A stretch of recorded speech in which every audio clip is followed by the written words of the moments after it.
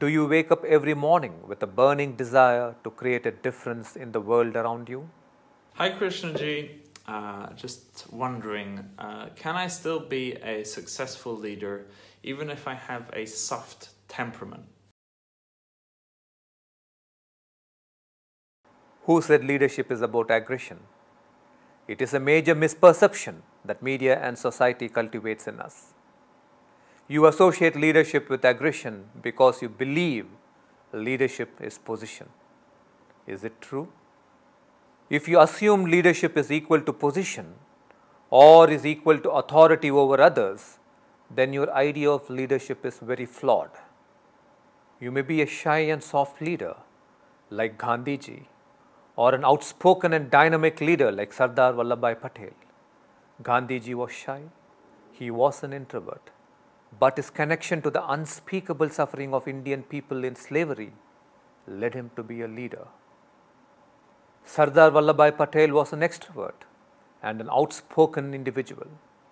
His love for an India free of division, free of poverty, free of oppression led him to be a leader. It does not matter what your personality is, but as an aspiring leader, you must understand that leadership is about the extent of impact you can create. Leadership is about how passionate you are about making a difference. Do you wake up every morning with a burning desire to create a difference in the world around you? But leadership is not for the faint-hearted or the lukewarm. It is only for the passionate. You may want to create a difference to the Earth's climate, like a Greta Thunberg. You may want to create an entire forest, like a Jadhav Payeng. You may want to stand up against child labor, like a Kailash Satyarthi. It does not matter what your personality is. To become a leader, a massive awakening of the creative potential of the brain is a must. An immense awakening of the passion potential of the heart is a must. I would also like to let you know that the axis of leadership is going to tilt rapidly in the coming 2 years. It will be like a revolution. It will be time for heart leadership.